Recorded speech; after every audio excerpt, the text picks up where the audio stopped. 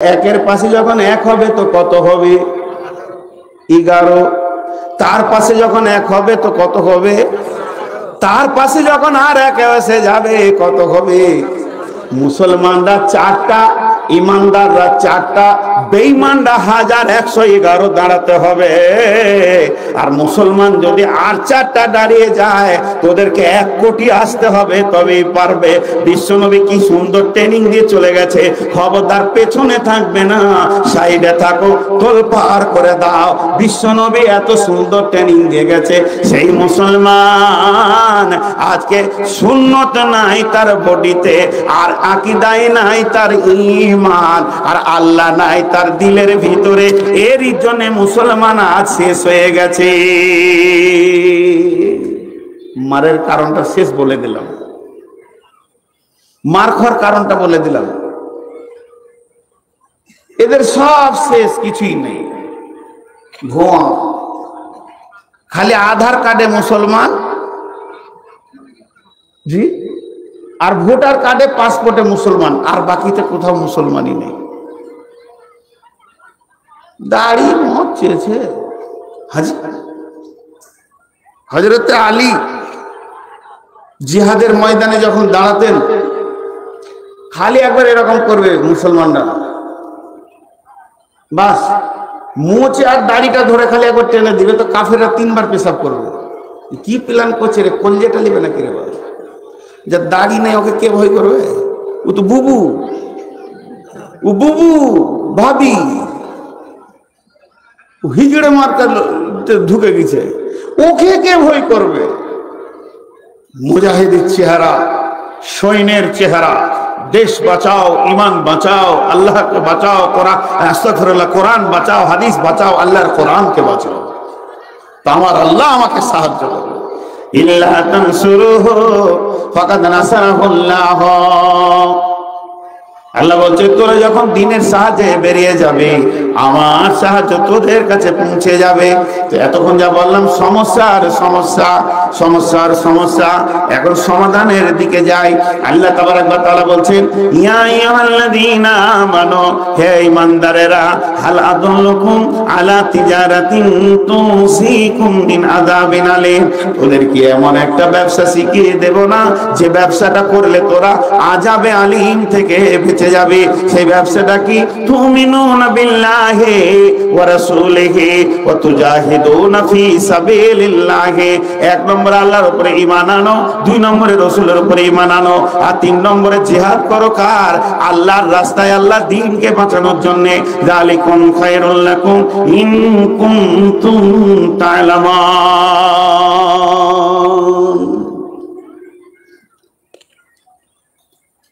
হাজিপুরা বাগান এখান থেকে কত দূর? 8-9 কিলোমিটার। বাগানটা পুড়িয়ে গেছে, ওখানকার লোক নাই। ওখানকার জালসা কমিটির লোক থাকলে দেখা করিয়েন তো পুরা বাগানে, অবশ্যই যাওয়ার সময় দেখা করবেন। এই চাওয়ালার সাহস কি করে হলো যে আমি মাইন করছি আর ও ঢুকেছে, মানে আবার একটা বাদামালাও ঢুকেছে। এত বড় মেলা করে দিলি তোরা, যে আবার এখানে ঢুকলো মানে ওরা, আচ্ছা বায়ান বন্ধ, ওরা 4 বাদাম বেচলে তারপর বায়ান হবে, আমি কিছু বলবো না। চল ভাই এদিকেও বেচ,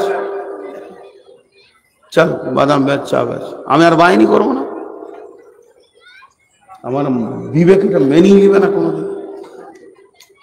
এখন কমিটির ধৈর্য দেখেন, ওকে চা বেচতে দিচ্ছে, আমি কিন্তু বায়ান বন্ধ রেখেছি, এক কথা বলবো না।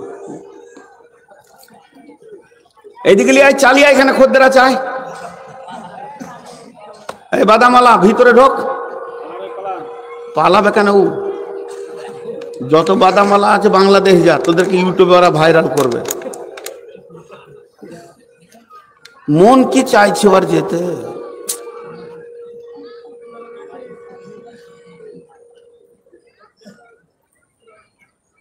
নাজাতের রাস্তাটা বলি শেষ করে দিছি। এর থেকে বাঁচবো কি করে? 2টি আয়াত ধরবো, আর একটা 3টি আয়াত।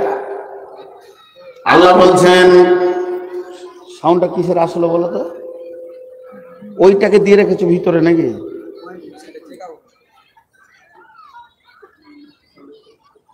বিসমিল্লাহির রহমানির রহিম। ওয়াদাল্লাহুল্লাযীনা আমানু মিনকুম ওয়া আমিলুস সলিহাতি লা ইস্তাখলিফান্নাহুম ফিল আরদি কামাস্তাখলাফাল্লাযীনা মিন ক্বাবলিকুম। সূরা নূরের 55 নম্বর আয়াত। আর একবার বলবো, কত গুরুত্বপূর্ণ আয়াত। ওয়াদাল্লাহুল্লাযীনা আমানু মিনকুম ওয়া আমিলুস সলিহাতি লা ইস্তাখলিফান্নাহুম ফিল আরদি কামাস্তাখলাফাল্লাযীনা মিন ক্বাবলিকুম। ওয়াদাল্লাহুল্লাযীনা আমানু মিনকুম ওয়া আমিলুস সলিহাতি লা ইস্তাখলিফান্নাহুম ফিল আরদি কামাস্তাখলাফাল্লাযীনা মিন ক্বাবলিকুম। গুরুত্বপূর্ণ আয়াত, এই জন্য 3 বার আমি বললাম। আল্লাহ বাদে যতজন ওয়াদা করবে পৃথিবীতে, সবাই ওয়াদা রাখতে পারবে এর কোনো গ্যারেন্টি নেই। পারবে? গ্যারেন্টি আছে? আল্লাহ তৌফিক দিলে পারবে, না হলে পারবে না। আর আল্লাহ ওয়াদা রাখতে পারবে না বা রাখবে না, আল্লাহর ওয়াদা মিথ্যা, খালি একজন উঠে বলেন। একজন উঠে বলেন। নাদবি সাহেবের আসার কথা ছিল, পারেনি। শামীমের আসার কথা ছিল, পারেনি। আর শেষ কথাটা বলে দি, আমিও আসতাম না, কিন্তু আল্লাহ কেন যে নিয়ে এলো আমি বুঝতে পারছি। কাল থেকে প্ল্যান, আমি আসবো না। আর আমি আসবো না তার জন্য আপনি বা কমিটি আমাকে দোষ দিতে পারবেন না। নিশ্চয়ই আমি মানুষ, আমারও বিপদ আছে। গত 2 বছর আগে লোহরপুর মাদ্রাসায় ঢুকে গেছি, আসরে চা খাচ্ছি, নাস্তার জন্য ডাকছে, কাপে চা খেয়েছি, সেক্রেটারি সভাপতি সব বসে আছে, কমিটি 6-7 জন লোক। আমাকে বললো আপনাকে স্পেশাল রুম দিয়েছি, শেষ রাতে দিব। আমি রাগ করছি যে না, আমাকে প্রথম দেন, মহব্বত আছে। আলোচনা চলছে, এই অবস্থায় আমার ফোন ঢুকলো। ফোনটা আমার মেয়ে করছে, আব্বা ফুফাজি মারা গেলেন। তখনই ইন্তেকাল হলো। ওই 2 মিনিট না 1 মিনিট ফোনটা ধরাতে যতক্ষণ সেক্রেটারি বলল, ভাই হয়ে গেছে, আপনি এসেছেন, আমরা খুশি হয়েছি, চলে যান, গাড়ি ছাড়েন, বেরিয়ে যান। ওরা আবার আগিয়ে দিল রোড পর্যন্ত, যান চলে যান। তাহলে বিপদ মানতে হবে। আমার স্ত্রী অসুস্থ, কাল থেকে কঠিন অসুস্থ, আমি গাড়ি আনিনি, গাড়ি দিয়ে এলাম, ডাক্তারখানা যাবে। জামাই বলল যাবে, আপনি যান, কালকে মাকে নিয়ে রক্তের ব্লাডগুলো এক্সামিন করবো, পরশু দিন আরো কিছু রিপোর্ট আছে করবো, শুক্রবার দিন ডাক্তার আসবে, তার আগে আসবে না। ডাক্তার ডি ভট্টাচার্য কলকাতা থেকে বোলপুরে আসে শুক্রবার। এটা বললেন, একটু সাহস দিল জামাই। আমার মন জোহর পর্যন্ত হয়ে যাবে, জালসা বদরুদ্দোজান্নাত আছে, মানে আমার কনফিডেন্স ছিল একটা চমক বক্তা আছে, বাকি হয়ে যাবে। ওইটাই আবার ফেল করেছে। তাহলে আমিও যদি ওই দলে নাম লিখে দিতাম, ভেজাল না, ভেজাল কি হতো, আল্লাহ চালিয়ে নিতেন। আমার অপেক্ষায় কি চলছে? তো এই ওয়াদাগুলো ও রাখতে পারেনি, শামীম রাখতে পারেনি, আমিও রাখতে পারতাম না। আমার আল্লাহ আমাকে ধরে নিয়েছে, তৌফিক দিয়েছেন বলে রেখেছি। এখন একবার বলেন যে আল্লাহ ওয়াদা রাখতে পারবে না? এতগুলো লোক বলেন। কিন্তু যে আল্লাহ ওয়াদা রাখতে পারবেন, তিনি সর্বশক্তিমান। সেই আল্লাহ বলছেন, ওয়াদাল্লাহুল্লাযীনা আমানু, হে ঈমানদারেরা, তোদের সঙ্গে আমি আল্লাহ ওয়াদা করছি। ওয়া আমিলুস সলিহাতি, তোরা ভালো আমল করে 100তে 100 জন মসজিদে ঢুকে যা। লা ইস্তাখলিফান্নাহুম ফিল আরদি কামাস্তাখলাফাল্লাযীনা মিন ক্বাবলিকুম, তোদেরকে পৃথিবীর বুকে বিজয়ী দিয়ে দিব আমি, যেমন তোদের পূর্বপুরুষদেরকে দিয়েছিলাম, অর্থাৎ সাহাবীদেরকে দিয়েছিলাম। ওরা মক্কা থেকে উত্তরে হেঁটেছে, উত্তর জয় হয়েছে, দক্ষিণে হেঁটেছে, দক্ষিণ জয় হয়েছে, পশ্চিমে হেঁটেছে, পশ্চিম জয় হয়েছে, বিজয়ী হয়েছে, পূর্বে হেঁটেছে, পূর্বে বিজয়ী হয়েছে, যেদিকে উঙ্গলি হিলিয়েছে সেই দিকটা বিজয়ী হয়েছে। এগুলো তোদেরই পূর্বপুরুষ ছিল, তোদের বাপদাদার 16 গোষ্ঠীর পূর্বপুরুষ ছিল। তাদেরকে যেমন বিজয়ীটা আমি দেখিয়েছি, তোদেরকেও ওই রকম বিজয়ী আমি দেখাবো। অতএব একটা কাজ কর, তোরা আমার সঙ্গে ওয়াদা কর, আমার ওয়াদাটা আগে মান। আল্লাহ হয়েও নিজে আগে ওয়াদা করে বলছেন, হে ইমানদার রে, তোদের সঙ্গে আমি ওয়াদা করলাম, তোরা 100তে 100 জন আমার ঘরে ঢুকে যা, আর আমার কাছে সাজদায় পড়ে যা, আর আমাকে তুই রাজি করে লে। আর যখন এটা করে নিবি, লা ইস্তাখলিফান্নাহুম ফিল আরদি কামাস্তাখলাফাল্লাযীনা মিন ক্বাবলিকুম, এই পৃথিবীতে যেমন তোদের পূর্বপুরুষেরা বিজয়ী দেখেছিল, ওই রকম বিজয়ী দিয়ে দিবা। ওই রকম বিজয়ী দিতে গেলে মুশকিল। কি রকম বিজয়ী গো? আমরা মনে মনে ভাবছি তাহলে মোদি মরবে কখন, তারপরে অমিত শাহ, এই শালা আঠি মরবে না মনে হয়, হ্যাঁ? তারপরে এত বড় দেশে ভোট ওদের বেশি, ভাবতে হবে না। এই রাতটা কাল সকালে সূর্য ওঠার আগে আল্লাহ বিজয়ী দিতে পারে। গদি কেন চেঞ্জ করবে? অমিত শাহ যে গদিতে আছে, যে সম্মানে আছে, আল্লাহকে ওই সম্মানই রাখুক, মোদীকে ওই সম্মানই রাখুক, ও দীর্ঘজীবী হোক এবং প্রধানমন্ত্রী থাকুক। তারপরে আপনার কিনা আদিত্যনাথ যোগী, সে দীর্ঘজীবী হোক এবং মুখ্যমন্ত্রী থাকুক। কিন্তু এই তিনজনকে আল্লাহ রাতে রাতে যদি ইমান দিয়ে দেয়, উমারকে দিয়েছে, ওসমানকে দিয়েছে, সকালবেলায় উঠে দেখবে ওরাই দিল্লি জামে মসজিদে নামাজ পড়তে গেছে। পুরো দুনিয়া চেঞ্জ করতে পারে না, করেছেন, এর আগে করেছেন। আজকে আমার গ্রামে 3 জন মুসলিম হয়েছে নতুন, ছোট ছোট বাচ্চা, একটা 8-10 বছরের, একটা 10-12 বছরের, একটা 12-14 বছরের। 3টে বাচ্চা, তাদের মা নাই বাপ নাই, মারা গেছে। আমার এলাকারই ছেলে, আমরা চিনি। তাদের মাও নাই বাপও নাই, রাস্তায় ঘুরে ঘুরে বেড়াতো।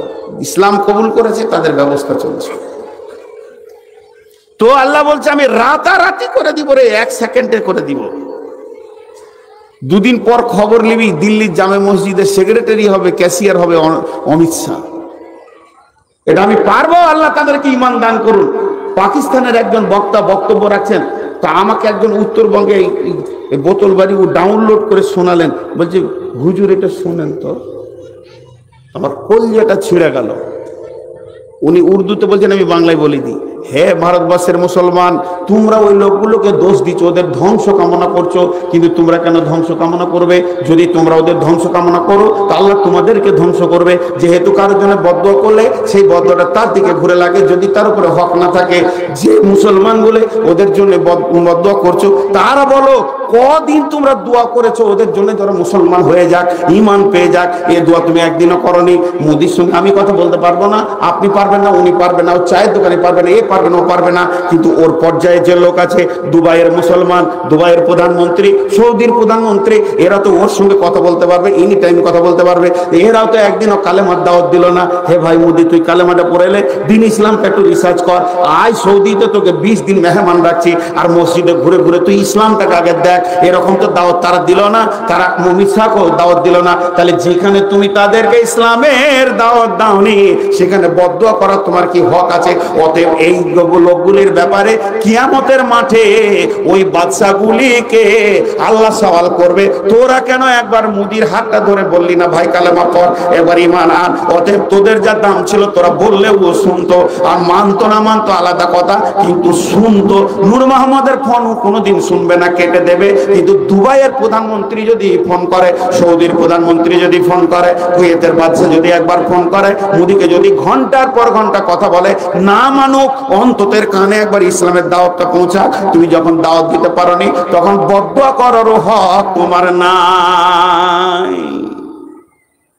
কথা কত দামি, যদিও উর্দু ভাষায় বক্তব্য রাখলেন উনি, কথা কত দামি। আল্লাহ বলছে আয়, আমি ওয়াদা করছি তোদেরকে সুখ শান্তি দিয়ে দেবো, বিশ্বটা তোদের হয়ে যাবে, খালি তোরা আমাকে রাজি কর। আর সূরা কুরাইশে কি বলছেন? ফালিয়াবুদু রাব্ব হাযাল বাইত আল্লাযী আত'আমাহুম মিন জু'ইন ওয়া আমানাহুম মিন খাউফ।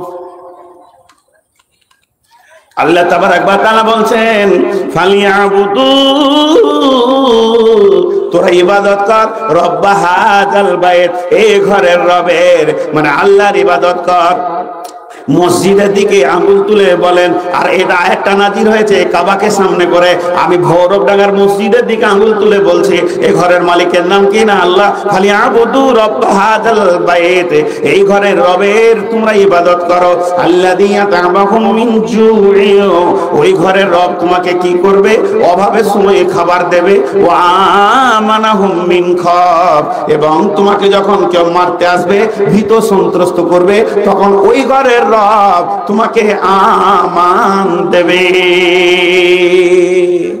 নিরাপত্তা দেবে। সবুর সাহেব এলো, 45ই ছেড়ে উঠে যাবো, কিচ্ছু করার নাই, হাত পা কাঁপছে। মানুষের রিকোয়েস্ট যদি না মানো তো তুমি আমি কারোর সঙ্গে কোনো দোস্তি নেই।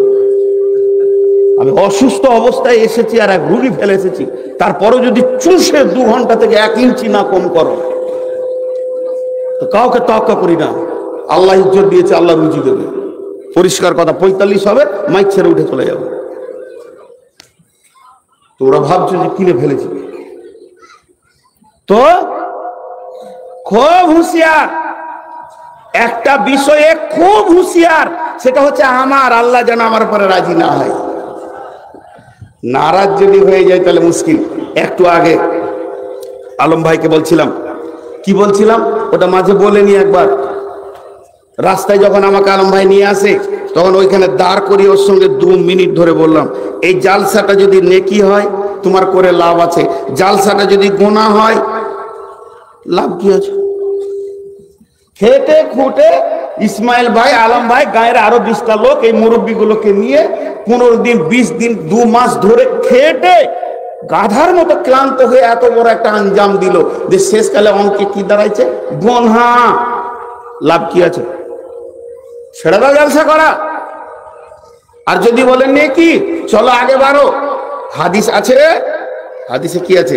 যখন রমজান পৃথিবীতে আসে, রমজান যখন পৃথিবীতে ঢুকে, তখন কি হয়?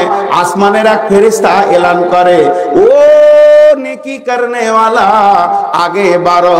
আর এক ফেরেশতা বলে, ও গুনাহ করনে ওয়ালা কি করছো সে আগে বাড়ো। অতএব বন্ধুরে, এই কথা বলছি, আল্লাহ তাবারাক ওয়া তাআলা বলছেন, খালি আবুদু রব্ব হাযাল বাইত। মসজিদের দিকে আঙ্গুল তুলে আমার আল্লাহ বলছে, হে বিশ্ব মুসলমান, তোমরা ওই ঘরের রবকে রাজি করে নাও। আর ওই ঘরের রব যখন রাজি হয়ে যাবে, বিশ্ব সব তোমাদের উপরে রাজি হয়ে যাবে। আর ওই ঘরের রব যেদিন নারাজ হয়ে যাবে, পৃথিবীতে তোমাকে কুত্তাতেও দেখতে পারবে না, শুকরেও দেখতে পারবে না, সবাই তোমার উপরে নারাজ হয়ে যাবে। আর ওই ঘরের রব কি করবে? ওকে যদি রাজি করতে পারো, আল্লাযী আত'আমাহুম মিন জু'ইন, ওই ঘরের রব তোমাকে অভাবের সময় খাবার দেবে। ওয়া আমানাহুম মিন খাওফ, আর যখন কেউ তোমাকে ভীত সন্ত্রস্ত করবে, তখন ওই ঘরের রব তোমাদেরকে আমান দেবেন, নিরাপত্তা দেবেন, শান্তি দেবেন। কেউ গায়ে, তোমার গায়ে কাউকে হাত দিতে দেবে না।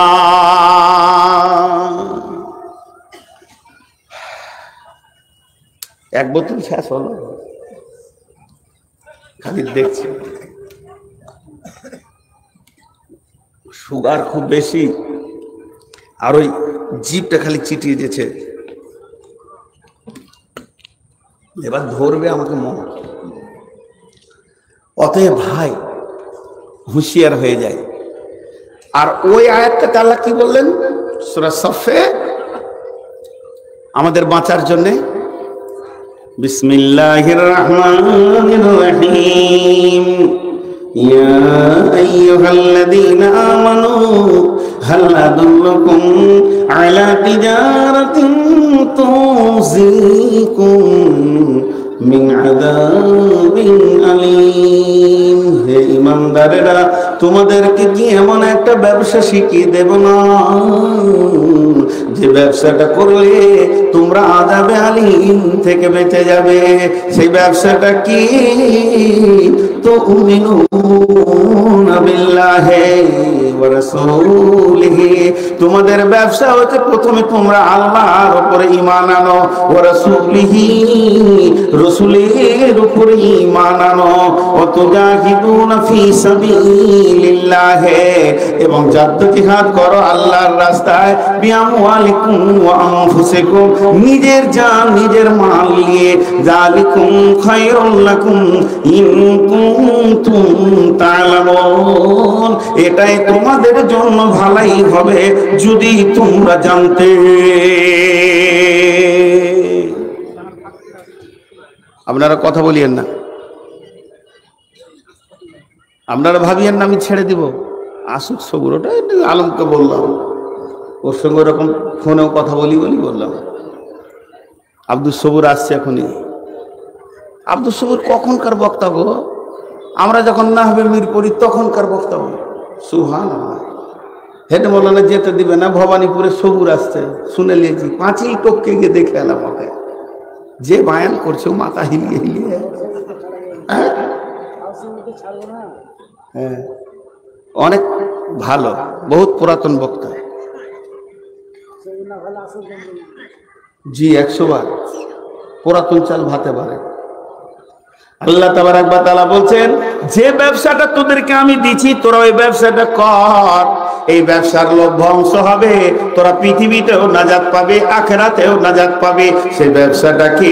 তুমিনুনা বিল্লাহ, প্রথমে তোদেরকে আল্লাহর উপরে ঈমান আনতে হবে।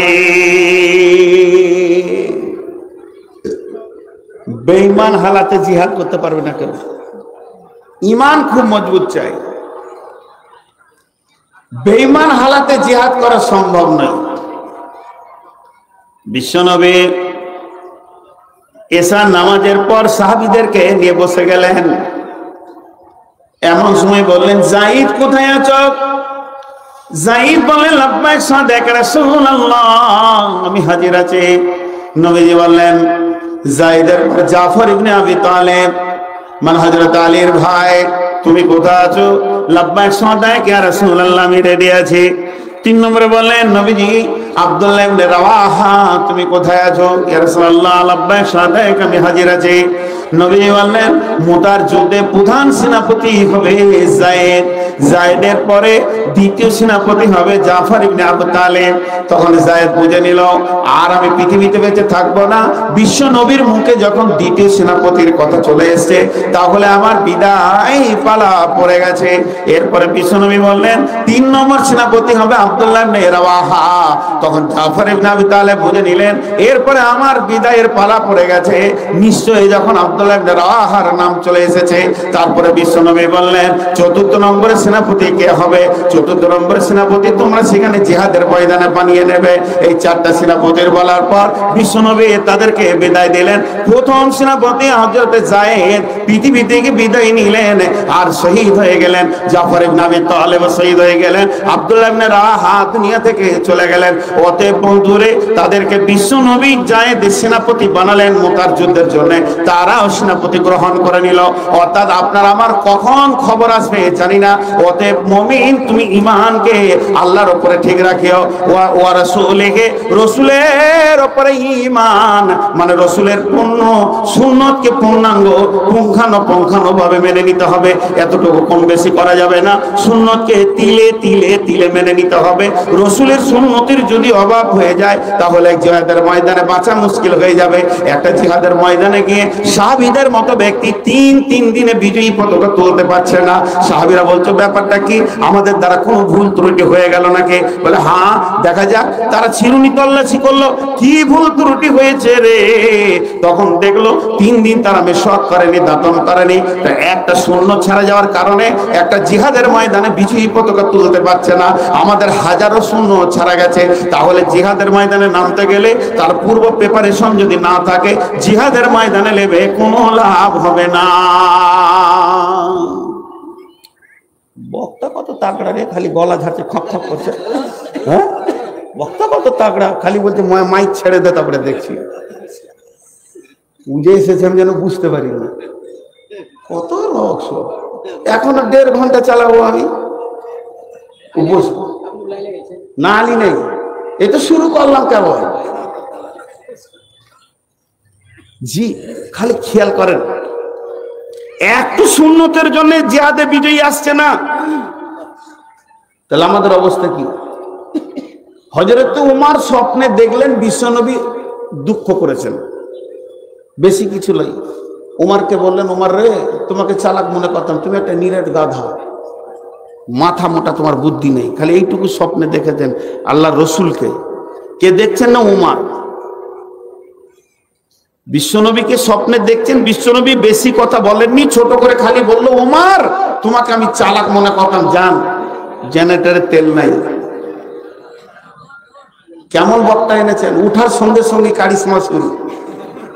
এইসব বক্তা আনে। উমর তোমাকে আমি চালাক মনে করতাম, তুমি নিরেট গাধা। শুধু এইটুকুর জন্য উমারের ঘুম ভেঙে গেল, তার ঘুম হয়নি। ফজরের নামাজের ইমামতি করলেন, তখন উমার খলিফা ছিলেন, ইমামতি করে ভিবড়ে ভিবড়ে সাহাবীদের সামনে কাঁদছেন আর বলছে, তোমরা আমাকে একটু সাহায্য করো, আমি কি ভুল করেছি যে আল্লাহ রসুল আমার উপরে নারাজ হয়ে গেছে। স্বপ্নে আমি দেখলাম উনি নারাজ অবস্থায় কথা বলছেন। সাহাবীরা বলে, রাসূল আমিরুল মুমিনিন, আপনি কোনো আমল কম বেশি করেছেন? বলেন, না, প্রতিদিন যে আমল করি সেই আমল করেছি। তাহলে আপনি একটু ভেবে দেখেন। অনেক ভেবে দেখতে দেখতে দেখতে দেখতে উমার বললেন, হ্যাঁ, আমি আজকে একটা নতুন আমল করেছি। রাত্রিতে শোয়ার সময় একটা আমি চিঠি লিখেছি। আপনারা কথা শুনেন, যাবে যখন তখন যাবে। আমি একটা চিঠি লিখেছি। চিঠিটা কি? মদিনাতে অভাব চলছে। যা কারেন্টটা এসেছে, মদিনাতে অভাব চলছে, আর অভাবের কারণে আমি চিঠি লিখেছি বিদেশি একটা বাদশাকে। চিঠিটা বালিশের নিচে রেখে দিয়েছি। আজকে ফজরের নামাজের পর যখন সকাল হবে, ওই চিঠিটাকে আমি বাদশার কাছে পাঠাবো। তার কাছ থেকে কিছু মাল চেয়েছি।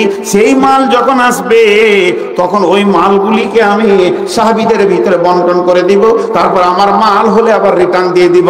সাহাবীরা বলে ফেললেন, আমিরুল মুমিনিন খলিফাতুল মুসলিমিন, এটা কি আপনি ভুল করেননি? এটা তো মারাত্মক ভুল করেছেন। আপনার দেশে অভাব এসেছে, আপনি চিঠি লিখেছেন বিদেশি বাদশাকে। কেন চিঠি লিখতে গেলেন? আপনার কাছে তো আল্লাহ আছে, কেন আল্লাহকে আগে দরখাস্ত দিলেন না? হযরত ওমর করলেন কি, তওবা করলেন, ইস্তেগফার করলেন এবং চিঠিটাকে ছেড়ে ফেলে দিলেন। ফেরে দিয়ে বলেন, চলো, আমাদের অভাব যতই হোক না কেন, খরা যতই হোক না কেন, আল্লাহর কাছে পানি চাইবো, পানি দেবে। মদিনাতে ফলে ফুলে আমাদের ভরে যাবে, অভাব মিটে যাবে। হযরত ওমর যখন দোয়া করলেন, মেঘের গর্জন দিয়ে বৃষ্টি শুরু হয়ে গেল। ওই বৃষ্টির ভিতরে এমন গর্জন মেরেছে যে গর্জনের ভিতরে একজন সাহাবী বলছেন, আমি এই মর্মে শুনতে পেলাম, মেঘ বলছে, উমর রে, তুমি আল্লাহর কাছে পানি চেয়েছো তাই পানি হয়েছে। আজকে আল্লাহ তোমার উপরে কত রাজি হয়ে গেছে। যদি তুমি ফসল চাইতে, তো আসমান থেকে ফসলের বৃষ্টি হতো। জি ভাই, তাহলে আল্লাহর উপর ঈমান থাকবে, রসুলের উপর ঈমান থাকবে, তারপরে জিহাদের ময়দানে নামবেন, তবেই পাস করবেন। জিহাদের 4টা স্তর, খালি এটা বলে দিচ্ছি, 1-2 মিনিটে দিয়ে ছেড়ে দিচ্ছি। কারণ ভুটভুটি ভ্যান যদি সামনে থাকে আর পেছনে যদি স্করপিও পিক পিক করে, তোকে রাস্তা ছেড়ে দেওয়াই ভালো। বুঝতে পেরেছেন কিনা? তো পেছনে নিউ স্করপিও এসেছে, আর আমার এই ভুটভুটি টোটো নিয়ে না চলাটাই ভালো। তো রাস্তা ছেড়ে দিচ্ছি, খালি 2টি কথা বলে। জিহাদের 4টা স্তর। প্রথম হলো নাফসের সঙ্গে জিহাদ, আহালের সঙ্গে জিহাদ, শয়তানের সঙ্গে জিহাদ। তারপরে হচ্ছে আপনার বিপক্ষ অন্য জাতির সঙ্গে জিহাদ। প্রথমে আপনাকে জিততে হবে নিজের আত্মার কাছে নিজেকে। নামাজে দাঁড়িয়ে দেখেন, মন এক জায়গায়, দিল এক জায়গায়, এর জন্য ওইটাকে এক জায়গায় আনতে হবে। তারপর ওখানে যখন বিজয়ী, হ্যাঁ, যখন বিজয়ী ওইখানে হবেন, তখন আপনার কাছে আসবে শয়তান। শয়তানের কাছে যখন বিজয়ী হবেন, তখন আপনার কাছে আসবে আহাল। আহালের কাছে যখন বিজয়ী হবেন, তখন আপনার সামনে যে জাতি আসুক না কেন, সব উড়ে যাবে, কেউ থাকবে না,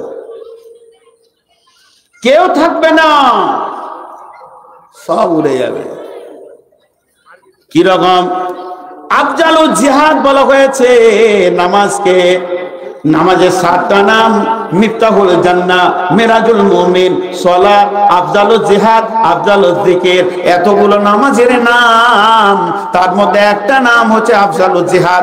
নামাজটাকে কেন জিহাদ বললো? পৃথিবীর বড় জিহাদ নামাজের ভিতরে হয়। কারণ কার এত পুরুষত্ব আছে, ক্ষমতা আছে, কে কত বীর আছো, তোমার মনটাকে তুমি নামাজে রেখে দাও দেখি। এই জায়গায় সবাই দুর্বল বন্ধুরে, ওখানেই তো পরাজিত হয়ে যায়, বিজয়ী হয়ে তো দূরের কথা। তা নামাজ হচ্ছে বড় জিহাদ। আর জিহাদে আকবার বলা হয়েছে হুদাইবিয়ার সন্ধিতে, অথচ তালোয়ারকে বের করতে হয়নি, একটা সন্ধি হয়ে গেছিল। সাহাবীদের মনের উপরে কত চাপ হয়েছিল। বিশ্ব নবী বললেন, তোমরা নাহার করো, কোরবানি করো, কেউ করলেন না। আল্লাহ রসুল মন খারাপ করলেন, আমার সাহাবীরা আমার কথা শুনে না।